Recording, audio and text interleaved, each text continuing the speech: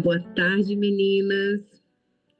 Estou muito feliz por a gente estar lendo esse livro, né? E tem sido uma bênção nas nossas vidas. E reler ele, para mim, tem sido muito importante. Eu tenho meditado, né? E analisado muitos pontos que com o tempo a gente vai esquecendo, né?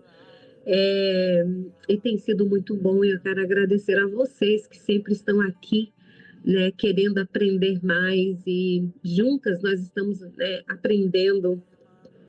E a palavra do Senhor fala, né, que o meu povo ele padece, né, por falta de conhecimento.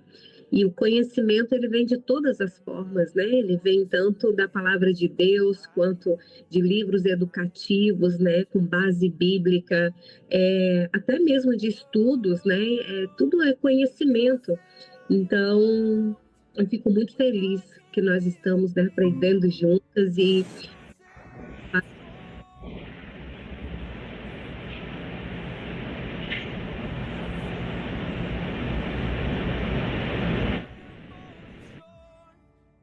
o Senhor vai nos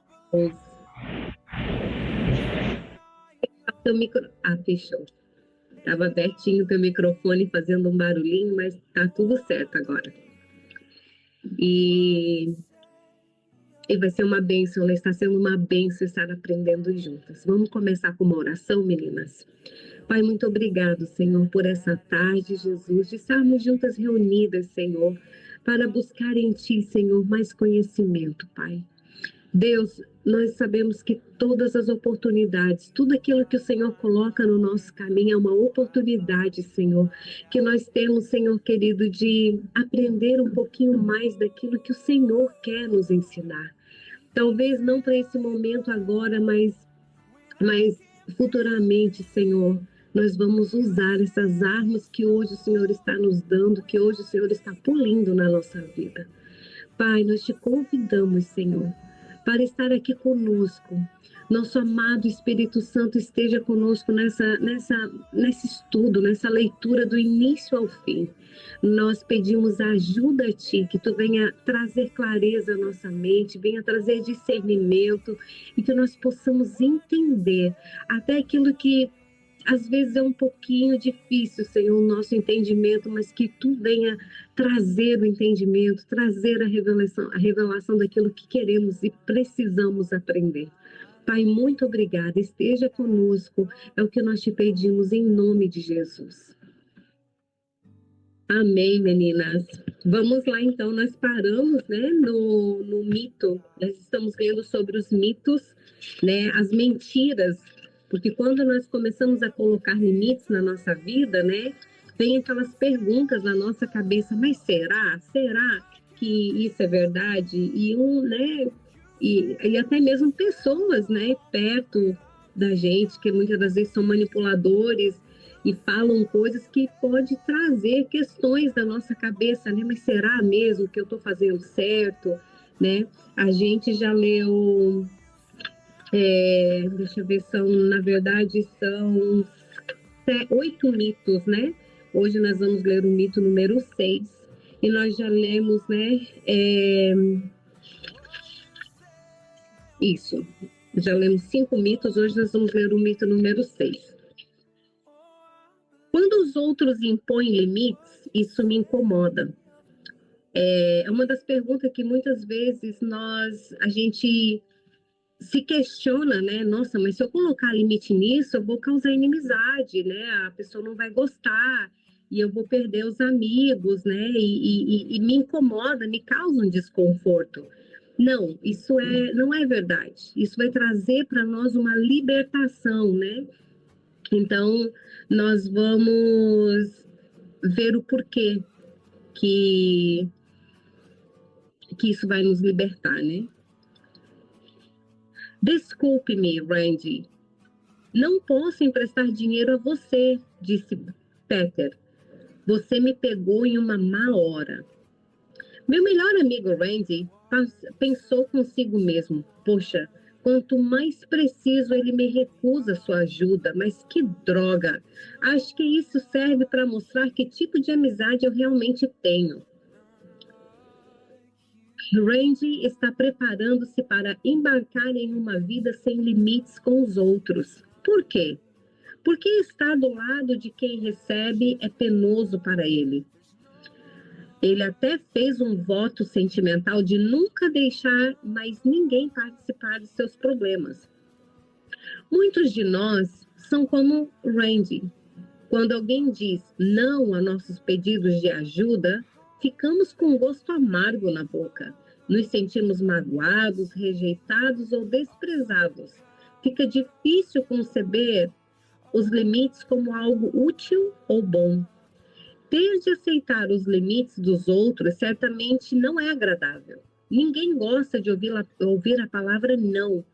Vejamos por que aceitar os limites dos outros é tão difícil. Em primeiro lugar, a imposição de limites impróprios nos machuca. Perdão, meninas. Em primeiro lugar, a imposição de limites impróprios nos machuca, especialmente na infância. Os pais podem magoar um filho por não oferecer um vínculo emocional na hora certa. As necessidades emocionais e psicológicas da criança são basicamente de responsabilidade dos pais. Se eles são egocêntricos, imaturos ou dependentes, podem magoar um filho dizendo não nas situações erradas. A lembrança mais antiga de Roberto era de ficar no berço, sozinho no quarto, horas a fio. Seus pais simplesmente o deixavam lá, achando que tudo estava bem quando ele não estava chorando. Na verdade, ele tinha deixado o choro e entrado em uma espécie de depressão infantil. O não criou nele a profunda sensação de ser rejeitado, e isso o perseguiu até a vida adulta. Em segundo lugar, projetamos nossas mágoas nos outros. Quando sofremos, uma de nossas reações é livrar-nos da sensação ruim, jogando-a nos outros. Isso se chama projeção. Muitas vezes, quem foi magoado por limites indevidos na infância acaba lançando sua fragilidade nos outros e sentindo sua dor nas outras pessoas. Evita impor limites sobre elas, pois imagina o quanto isso lhes seria devastador.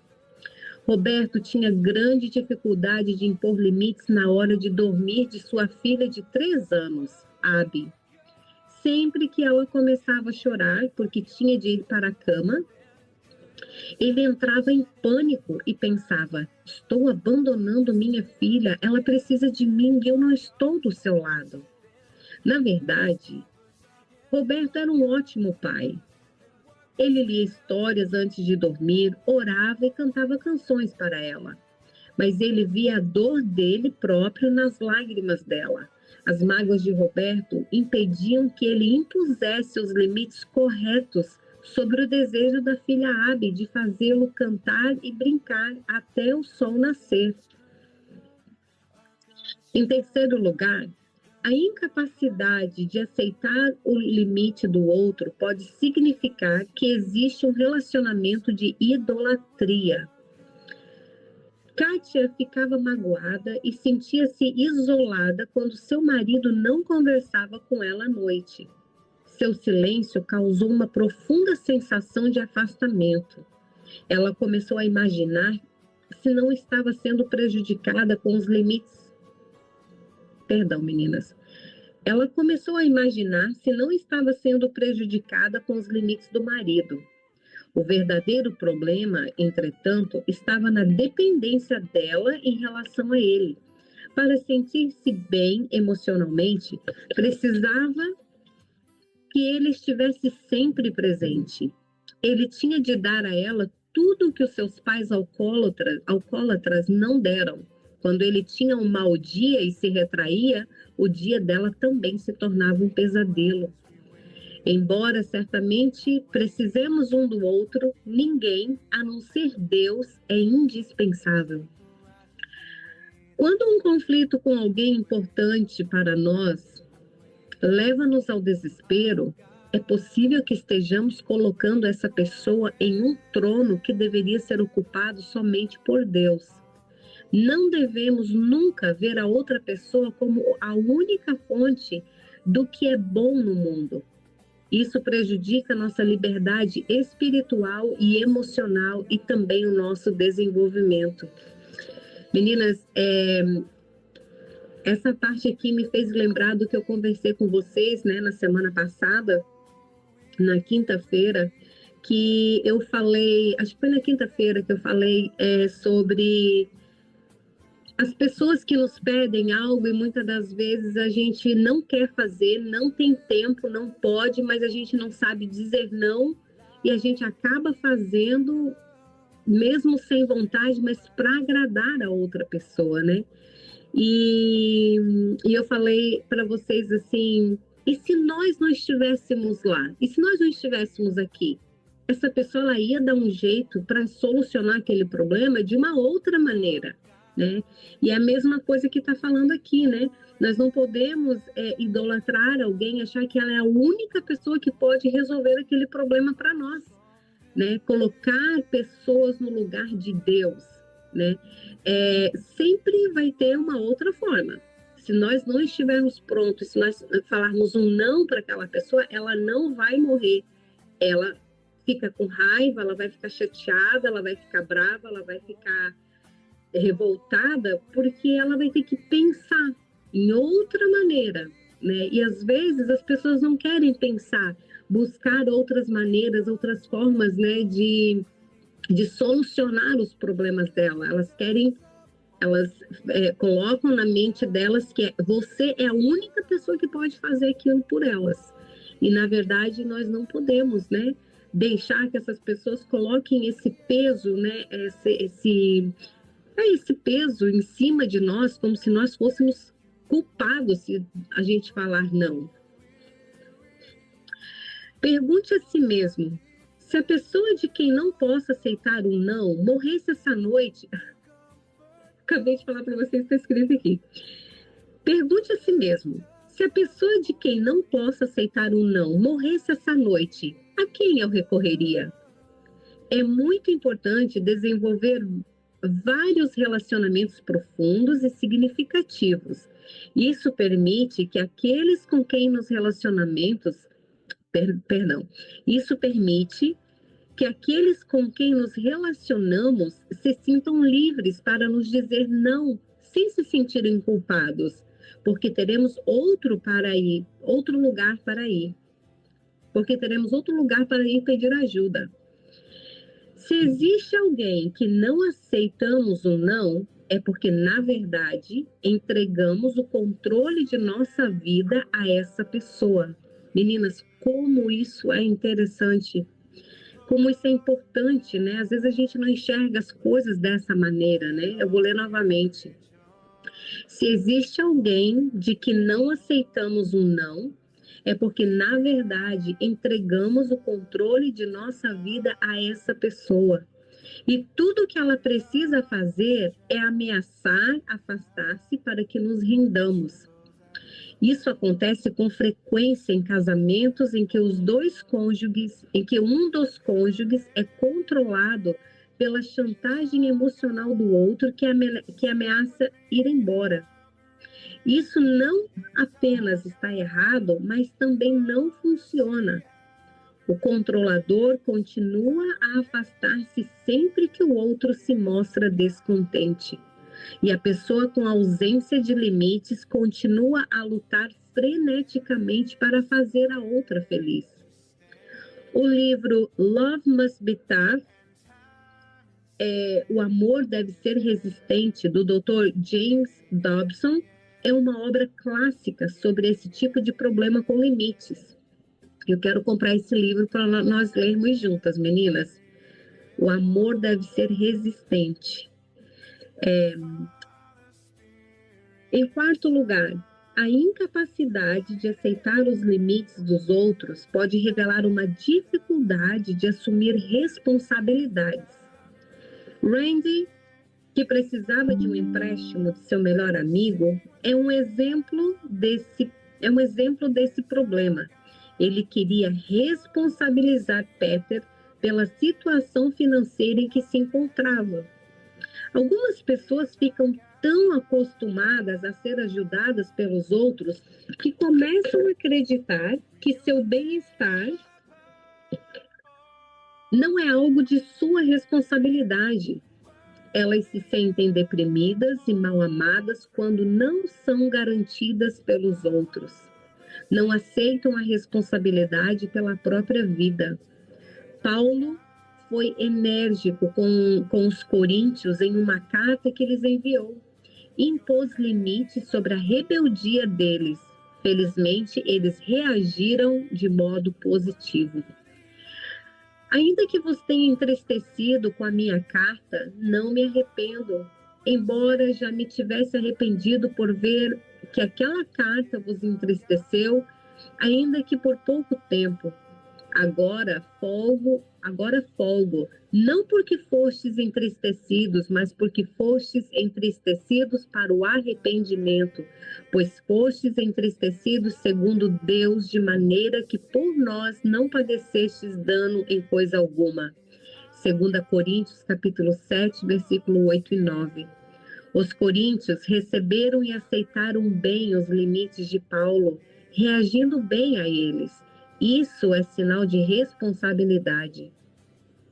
É importante lembrar a regra de ouro de Jesus. Tudo o que vós quereis que os homens vos façam, fazei-o vós também a eles. Mateus capítulo 7, versículo 12. Use isso para estabelecer limites. Você quer que os outros respeitem seus limites? Então você precisa estar disposto a respeitar os limites dos outros. Mito número 7. Os limites causam sentimentos de culpa. Eduardo sacudiu a cabeça negativamente. Parece que existe alguma coisa errada em tudo isso. Minha família sempre foi prestativa e preocupada comigo. Nosso relacionamento nunca teve problemas. Mas aí ele fez uma pausa, procurando as palavras certas. Aí conheci Judy e nos casamos. E foi maravilhoso. Visitávamos minha família frequentemente, às vezes até mais de uma vez por semana. As crianças nasceram e tudo estava bem até o dia em que recebi uma proposta de emprego em outro estado. Era o cargo dos meus sonhos e Judy também ficou empolgada com isso. Mas, assim que contei aos meus pais, as coisas mudaram. Eles começaram a falar da saúde de meu pai. Eu não tinha percebido que ele estava tão ruim assim. Sobre a solidão de minha mãe, sobre como éramos a única fonte de alegria da vida deles e sobre todos os sacrifícios que eles tinham feito por mim. O que devo fazer? Eles estão certos. Dedicaram a vida a mim. Como eu poderia deixá-los depois de tudo isso? Eduardo não está só nesse dilema. Um dos maiores obstáculos para impor limites aos outros em nossa vida é o sentimento de obrigação. O que devemos não somente a nossos pais, mas a todos os que foram amorosos conosco? O que é certo e bíblico e o que não é? Muitas pessoas resolvem esse dilema evitando impor limites àqueles por quem sentem uma obrigação a cumprir. Dessa forma, evitam o sentimento de culpa que surge quando dizem não. Dessa forma, evitam o sentimento de culpa que surge quando dizem não a alguém que foi bom para elas. Elas nunca saem de casa, nunca mudam de escola, nem de igreja, nunca mudam de emprego, nem trocam de amigos, mesmo que isso signifique uma mudança para melhor. A ideia é: se recebi, estou devendo. O problema é uma dívida que não existe.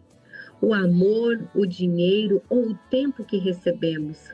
Enfim, qualquer coisa a qual nos sentimos comprometidos deveriam ser aceitos como um presente. presente significa não impor nenhuma condição. Tudo o que se espera é um agradecimento. O doador não tem a intenção de que o presente lhe traga um retorno. Ele foi dado simplesmente porque alguém amava outro alguém e queria fazer alguma coisa por ele. E ponto final. É assim que Deus enxerga o presente da nossa salvação. Isso custou a vida de seu filho, foi resultado de seu amor por nós. E nossa resposta deve ser aceitar isso e sentir gratidão. Por que a gratidão é tão importante? Porque Deus sabe que a gratidão que sentimos pelo que Ele fez por nós nos motivará a amar os outros, assim como fostes ensinados, crescendo em ação de graças. Colossenses capítulo 2, versículo 7. O que devemos àqueles que são bondosos conosco, que realmente se preocupam com o nosso bem-estar? Devemos agradecimentos. E com o coração agradecido, devemos oferecer nossa ajuda aos outros. É preciso fazer aqui uma distinção entre os que dão e recebem e os que dão desinteressadamente. É bastante simples perceber a diferença. Se o doador fica ressentido ou zangado com um agradecimento sincero, é bem provável que o presente seja um empréstimo. Se a gratidão for o suficiente, você recebeu um presente legítimo, sem nenhum sentimento de culpa que esteja incluído. Deus realiza um trabalho instrutivo ao fazer uma distinção entre gratidão e limites. Nas cartas do Apocalipse às 7 igrejas, ele destaca 3 dessas igrejas: Éfeso, Pérgamo e Tiatira. Primeiro, ele exalta suas realizações, gratidão. Depois diz que, apesar disso, tem algo contra elas. E, finalmente, ele apresenta sua irresponsabilidades, que são os limites. Ele não deixa que os 2 assuntos sejam confundidos. Devemos agir da mesma forma. Meninas, esse aqui é tão importante a gente ler e analisar sobre isso, né? Sobre a criação dos nossos filhos. Eu sempre fui muito, eu venho de uma família muito, muito unida, muito unida. E só que eu sempre fui, eu sou a primeira neta dos 2 lados da família, tanto do lado do meu pai quanto do lado da minha mãe, sou a mais velha. E eu sempre quis estudar, eu sempre fui muito curiosa, eu sempre quis conhecer lugares novos. Meu pai, ele é ainda caminhoneiro, mas nós viajávamos muito com ele, muito, muito, muito. E isso me despertou uma paixão por conhecer lugares diferentes, lugares novos, né? E eu sempre estava viajando com os meus pais, a gente estava sempre em lugares diferentes e tal. E eu me casei muito jovem, eu me casei com 17 anos no meu primeiro casamento. Assim que fiz 17 anos, eu me casei. E aos 18 anos começou, né, surgir a vontade do meu parceiro na época, né, de ir para os Estados Unidos. Eu lembro que na época meus pais ficaram muito tristes, né? Mas era uma viagem só de 6 meses. A gente ia, né? Ia voltar. E foi muito difícil para os meus pais. Eu lembro que quando meu pai foi, né? Se despedir de nós, antes da gente viajar, meu pai, ele foi de óculos de sol. Porque ele, né? Estava chorando e ele não queria demonstrar e tal. E foi muito difícil, mas mesmo assim eu fui, né? E chegando nos Estados Unidos, muita coisa aconteceu. E antes de voltar para casa, né, descobri que estava grávida. Aí decidimos esperar o bebê nascer e o bebê já está com 24 anos, já mora lá e eu ainda estou nessa vida dos Estados Unidos ainda, né? Mas o que eu quero dizer com isso para vocês é que eu, mesmo sabendo que os meus pais não estavam felizes, né, eles não queriam, não gostaram da ideia de ir, mas eu tinha uma vida nova, né? Eu já estava casada, eu precisava estar onde, né, o meu marido estivesse, para onde ele ia, eu precisava estar junto dele. E mesmo assim eu fui. E eu vi o quanto foi importante para a minha vida, né? Isso, o tanto que eu cresci, o tanto que eu amadureci, não só o fato, né, de morar no exterior, não, mas o fato de ser responsável, né, de estar em outro país sozinha, isso me fez crescer muito, eu amadureci. Muitas das vezes eu sinto, eu vejo hoje, olhando para trás, que eu amadureci antes do tempo, né? E muitas das vezes nós precisamos disso, né? Deixar os nossos filhos e não causar neles um medo de sair de casa, né? Causar neles, manipular eles, né? Como aqui os pais de Eduardo, os pais do Eduardo, né? Tava tudo bem, tava tudo certo, né? Anos vivendo perto, era tudo feliz, mil maravilhas, mas a partir do momento que ele ganhou uma promoção, né? Do trabalho dele para ganhar mais em outro estado, começou a vir as doenças, começou a vir várias coisas, como uma forma de manipular, de segurar o filho perto. E muitas das vezes isso nós estamos, né, podando, nós estamos bloqueando aquilo, né, que o Senhor tem para a vida dos nossos filhos. E tanto que quando a minha filha ela quis estudar, sair de perto de nós, né, quando ela tinha 19 anos, eu deixei para estudar, você pode ir. Eu falei para ela, né, se é para estudar, vai, eu te abençoo. Orei por ela, abençoei a vida dela e eu deixei ela ir, porque eu sabia a educação que eu tinha dado para ela e ela foi tranquila, né? A gente conversava muito, sempre sabia de tudo que estava acontecendo, né? Ela tinha só 19 anos e isso criou nela uma responsabilidade tão grande que hoje ela é muito responsável, porque veio disso, né? E hoje eu vejo que aquilo que eu passei, né, de ter ido embora para outro país, tanto né, que me ajudou. E eu não estou falando só isso, meninas, né, de ir embora para outro país, mas às vezes de deixar os nossos filhos, né, dar mais, uma liberdade para eles sem, sem estar ali manipulando, né, eles. E que muitas das vezes isso atrapalha, né? Meu filho de 19 anos também quis ir para os Estados Unidos, né? Começou tudo em janeiro desse ano. Eu falei para ele, eu falei, filho, por que você está querendo ir? Aí ele me explicou, mamãe, eu quero trabalhar, eu quero estudar, eu quero fazer isso, isso. Eu falei, então tá tudo certo, eu te abençoo. Eu e meu marido oramos por ele, abençoamos ele, né? E deixamos ele ir. Ele está lá trabalhando já e em setembro vai começar a estudar, porque lá o ano escolar começa diferente, né? Começa de setembro até maio. E nós precisamos ter esse cuidado, né?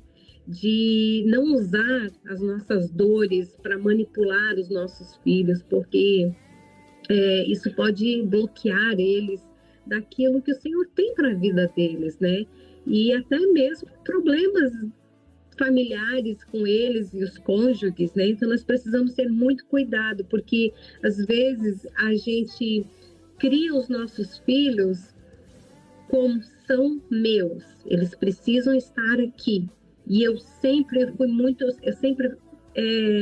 penso muito diferente disso, e eu falo muito com uma das minhas irmãs, eu falo para ela, cria seus filhos para Deus, e fala, Deus, tira do meu coração todo o apego que eu tenho nos meus filhos, eu não posso viver sem ti, sem os meus filhos, sem o meu marido, eu posso viver, sem ti eu não posso viver, né? Porque nós não criamos os nossos filhos para nós. Nós criamos eles para Deus e para o mundo. Então, onde o Senhor quiser levar eles, o Senhor vai levar e nós não vamos poder impedir, né? Ou a gente vai tentar impedir e o Senhor vai levar eles e eles vão, mas vão com aquela dor de não, nossa, e agora como vai ficar minha mãe, né? Como vai ficar, né? Meu Deus, não, minha mãe vai ficar sem eu por perto, né? Tem aquela ontem a Eliane falou para mim que eu esqueci de novo a palavra, Eliane, aquele apego emocional, né?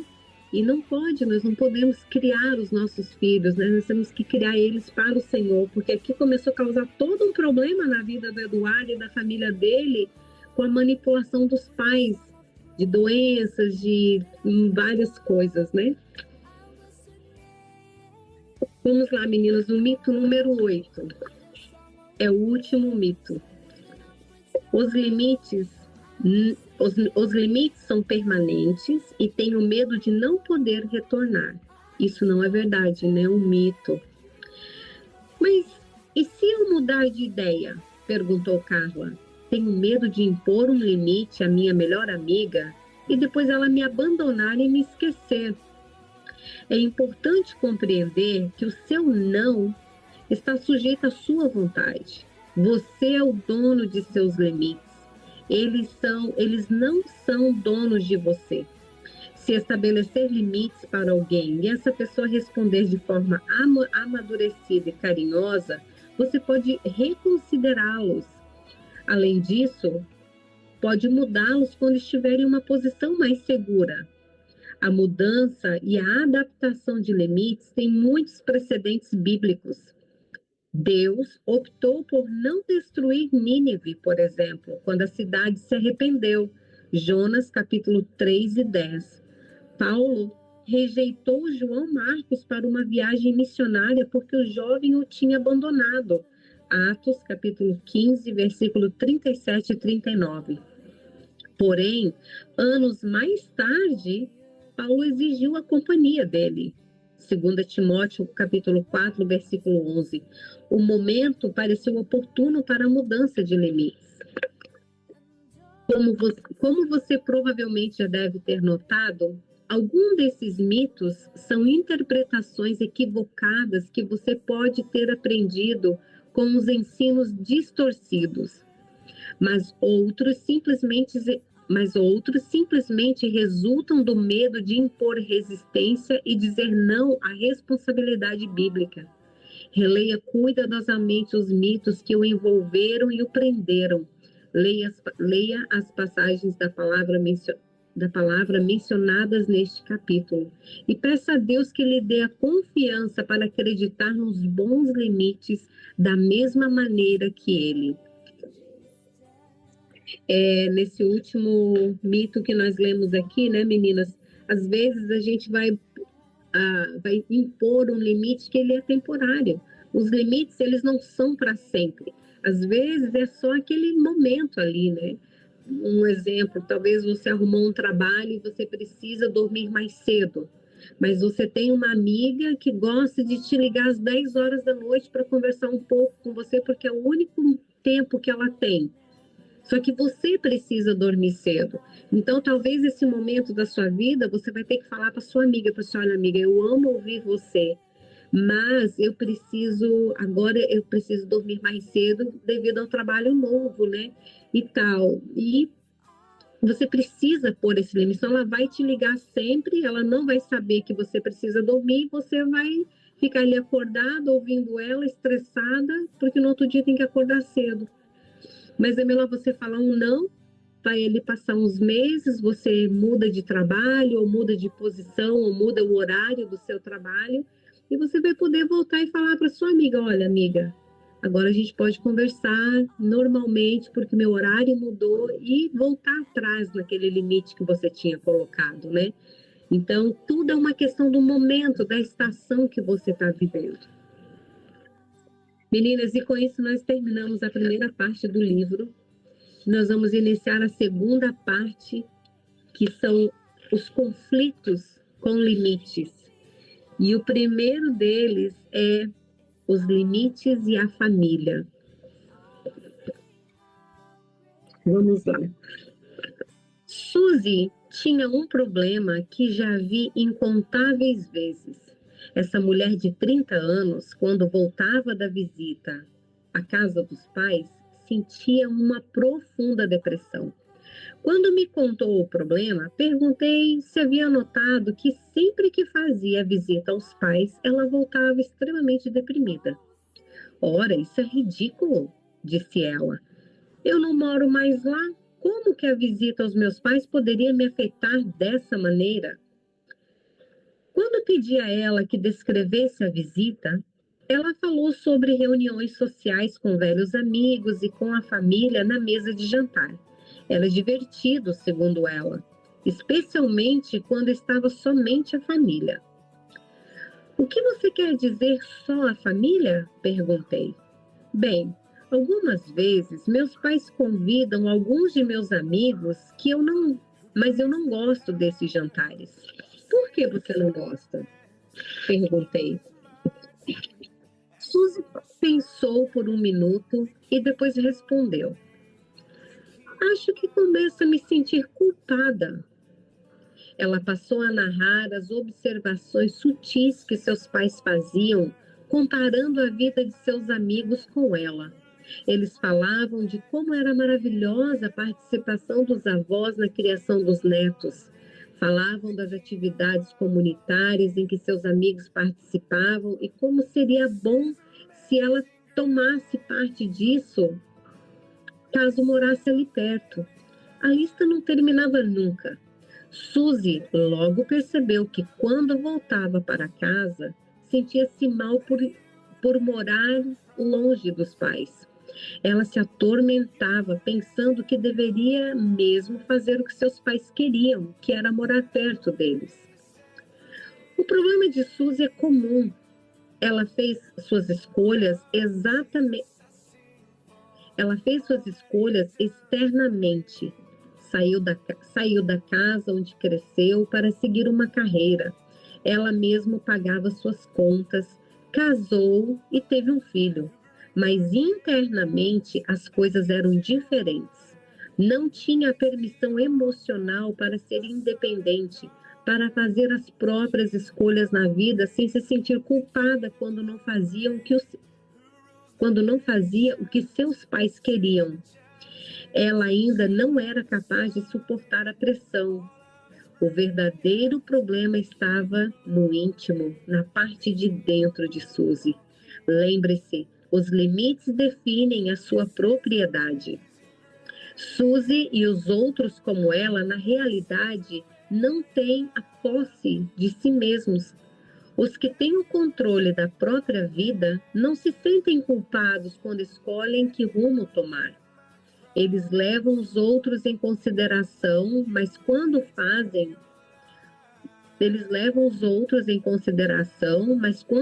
uma escolha pela vontade do outro, fazem por amor, não por culpa. Agem assim para promover o bem e não para evitar ser mal vistos. Agora nós vamos ler, meninas, sobre os sinais da ausência de limites. Há uma cena bastante comum. Um dos cônjuges não teve bons limites no lar em que cresceu. Então, quando entra em contato com os familiares por telefone ou pessoalmente, fica deprimido, irritado, autocrítico, perfeccionista, bravo, briguento ou retraído. É como se pegasse algo de seu lar de origem e passasse isso para a própria família. Sua família de origem tem o poder de afetar sua família num efeito cascata. Um sinal equívoco de que há problemas de limites é quando o seu relacionamento com uma pessoa tem o poder de afetar sua relação com outras. Você está permitindo que essa pessoa tenha um poder muito grande sobre a sua vida. Lembro-me de uma jovem que fez rápidos progressos na terapia até que falou com a sua mãe e depois afastou-se da terapia por 3 semanas. Ela dizia coisas como: Não estou mudando nem um pouco, não estou melhorando. Por possuir forte identificação com muitas ideias maternas a seu respeito, ela não conseguia separar-se. Essa fusão com a mãe afetou o relacionamento com os outros. Praticamente se isolou de todas as outras pessoas de sua vida depois de interagir com a mãe. Aquela jovem não pertencia a si própria. A mãe era dona de sua vida. Não dá para acreditar como ela o trata, disse Dan. Ela faz todas as vontades dele. Quando ele a critica, ela se esforça ainda mais e praticamente me ignora. Estou cansado de ser o segundo homem da minha esposa. Dan não estava falando do amante de Jane. Falava sobre o pai dela. Estava cansado de sentir que Jane se preocupava mais em atender às vontades do pai do que as dele como marido. Esse é um sinal comum da ausência de limites na família de origem. É como se o cônjuge ficasse com as sobras. Parece que a verdadeira devoção do parceiro é para com os pais. Nesse caso, a esposa não completou o processo de partir antes de casar-se. Ela tem um problema de limites. Deus traçou o processo pelo qual deixará o homem a seu pai e a sua mãe e unir-se-á à sua mulher, e serão os dois uma só carne. Gênesis capítulo 2, versículo 24. A palavra hebraica traduzida por deixar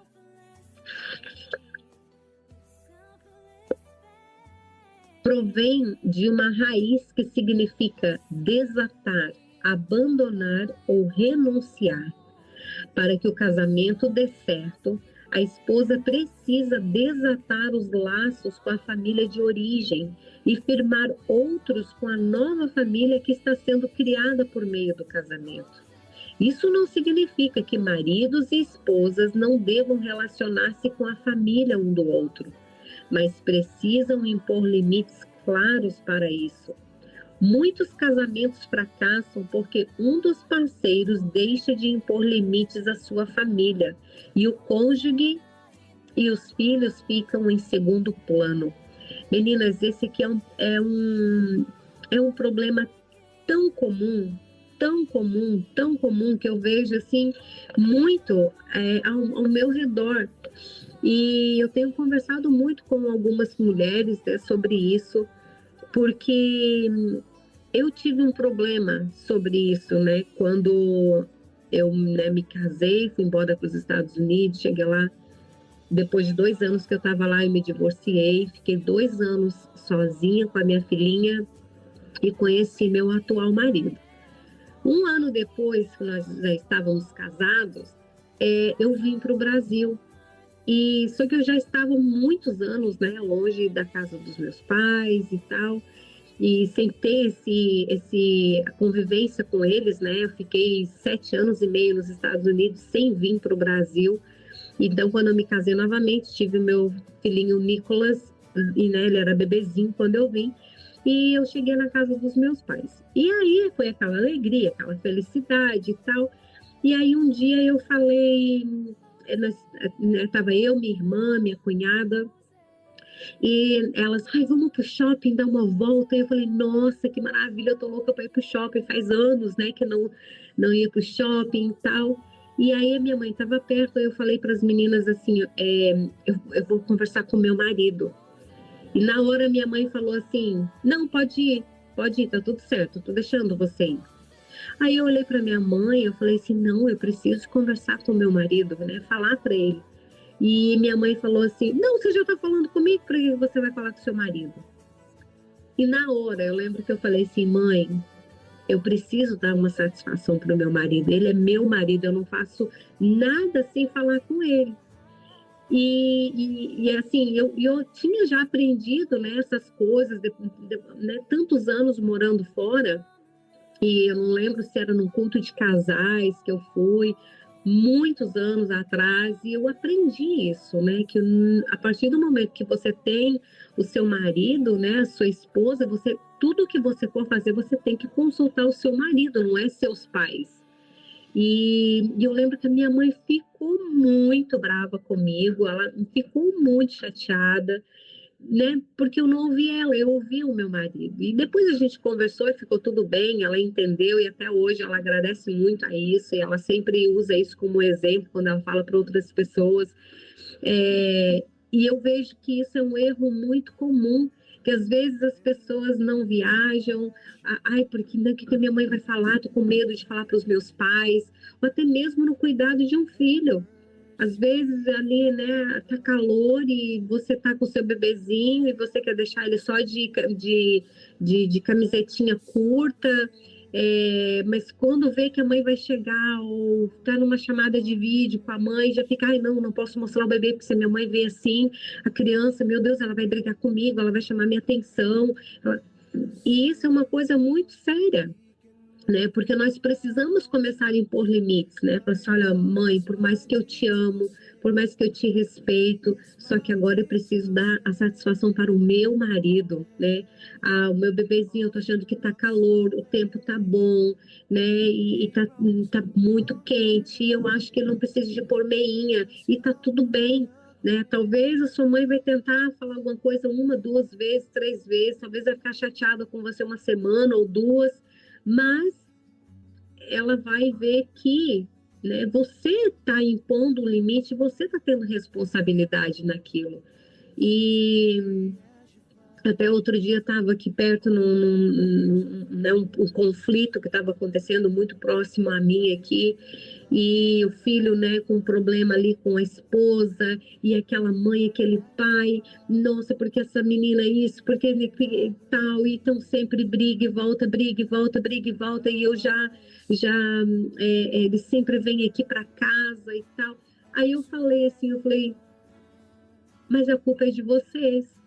Eu falei isso porque eu sou muito próxima, tá, meninas?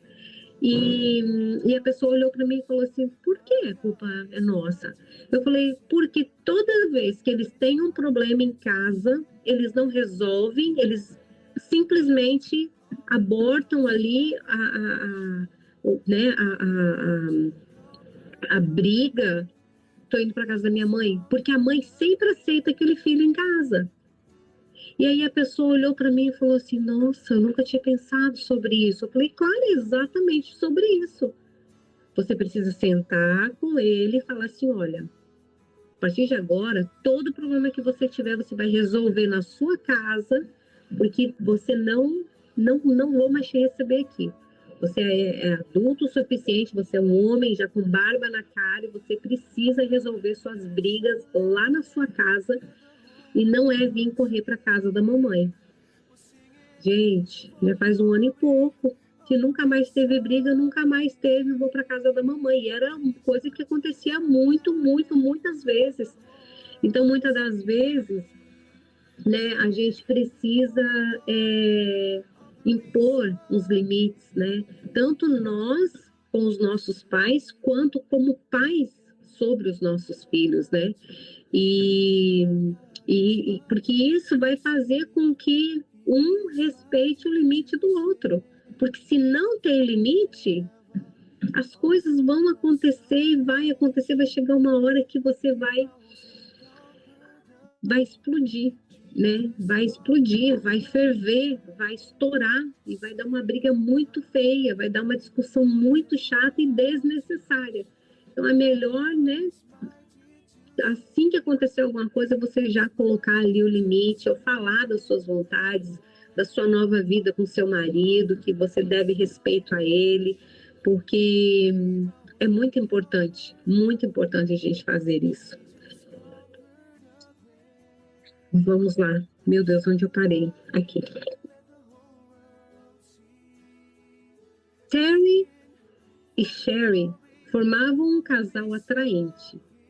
Possuíam uma casa grande e sempre viajavam nas férias. Seus filhos faziam aulas de piano e balé e tinham esquis, skates, patins de gelo e pranchas de windsurf. Terry e Sherry tinham toda a pompa do sucesso, mas havia um problema. O pagamento de Terry não podia suportar pagar esse estilo de vida. Terry e Sherry recebiam muita ajuda financeira da família dele. A família de Terry sempre quis o melhor para o filho e continuamente o ajudava nisso. Eles contribuíram para a compra da casa nova, para as férias do filho com a família e para todos os hobbies dos netos. Embora isso permitisse que Terry e Sherry tivessem coisas que de outra forma eles não poderiam ter. O socorro periódico de seus pais afetava o respeito próprio de Terry. E Sherry, a esposa, sentia como se não pudesse gastar nada sem consultar os sogros, já que eles ajudavam para a renda da família. Terry exemplifica um problema comum de limites dos jovens adultos hoje em dia, tanto casados quanto solteiros. Ele ainda não tinha amadurecido financeiramente. Não podia impor limites à vontade dos pais de que ele e sua esposa tivessem tudo o que eles possuíam. Ele também descobriu que estava tão identificado com a ideia de sucesso que sentia dificuldade em dizer não aos próprios desejos. Não tinha certeza se queria renunciar aos presentes e às ajudas dos pais em troca de maior independência. A história desse casal, a história de Terry, é o lado otimista do problema do limite financeiro. Existe também o lado estou numa encrenca. Muitas pessoas se metem em complicações financeiras continuamente por causa da irresponsabilidade, do abuso de drogas ou do álcool, do uso inconsequente do dinheiro ou por causa da síndrome moderna do ainda não me encontrei. Seus pais continuam a financiar essa jornada de fracasso e irresponsabilidade, pensando, dessa vez eles vão acertar. Na verdade, eles estão incapacitando os filhos para a vida, impedindo que alcancem a independência. Uma pessoa adulta que não consegue sustentar-se financeiramente permanece como uma criança. Para tornar-se adulto, você precisa viver por seus próprios meios e pagar por seus fracassos. Meninas, quando eu li essa parte do livro, eu fiquei pensando, falei, meu Deus, como isso é interessante, né? Como isso é importante da gente viver com o pouco que nós temos, mas viver com o que é nosso, né? E existem muitas pessoas que vivem assim, vivem debaixo, né, do controle do pai e da mãe.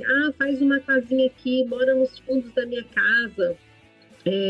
Né, assim o dinheiro de vocês é para você fazer mais coisas e tal. Só que todas as vezes que você mora ali, vou fazer uma viagem com a minha esposa, os pais vão falar, nossa, por que não guarda esse dinheiro para comprar uma casa para vocês? Ao invés de ficar viajando, gastando dinheiro por aí. Sempre vai ter algo que eles vão falar, né? Então as pessoas às vezes reclamam, estão num problema, mas não querem sair dali, porque o viajar é bom, o viajar é gostoso. Deixa eles falarem, né? Eu vou viajar de qualquer forma, vou aproveitar, né, com meu marido, com a minha esposa. Só que sempre vai ter aquilo falando, vai ter sempre, né? A pessoa vive naquele ciclo, né? De não querer se desprender, de cortar as viagens de férias por ano e guardar aquele dinheiro para comprar uma casa própria, um lugar próprio para ele, porque prefere viver da ajuda financeira, né, dos pais que eles estão dando. Muitas das vezes não é tanto financeiro, mas não, pode usar meu carro quando precisa, ou pode morar no meu quintal. E então eu sempre falo assim, tá preparado para as conversas? Tá preparado para a cobrança? né? Ai, não estou preparado para ficar ouvindo coisa não. Falei, então não entra nisso, porque isso aí é uma cilada. Vai ser problema, vai trazer dor de cabeça, né? É a mesma coisa quando a gente vê hoje certas pessoas, né? Por exemplo, algumas feministas, por exemplo, elas querem falar tudo que pensam, tudo que vê, tudo que elas acham, né? Tudo que elas sentem, mas eles não estão preparados de escutar aquilo que a gente, né? Que é não a gente, mas assim o que a sociedade tem para falar contra aquilo. E aí ficam depressivas, ficam chateadas, ficam tristes e tal, e dá aquela confusão. Eu sempre falo assim: você está preparado para o que vai vir depois? Então faça o que quer e, né, viva da maneira que você quer. Mas se não estiver preparado, pense muito bem, porque sempre vai ter alguém que vai falar alguma coisa. Meninas, eu acho que nós vamos parar por aqui, porque falta 1 minuto para as 4, porque agora vai começar uma outra, um outro exemplo aqui. Nós vamos ter tempo para terminar antes das 4, 4:05. Mas é isso, meninas, que essa parte é muito importante, né, da gente começar a ver aonde tem algumas coisas nas nossas vidas, né, que a gente precisa mudar, que a gente precisa colocar um limite e ir com carinho, ir com calma, analisar, né, como nesses limites, e a família que a gente tem visto aqui, é muito melhor a gente viver com pouco que a gente tem e ser feliz, né, com a nossa família, com os nossos maridos, do que nós vivermos uma vida que não podemos pagar por aquilo, e viver numa pressão, né, o tempo todo, de alguém falando o que devemos fazer, o que não devemos fazer. E também sobre a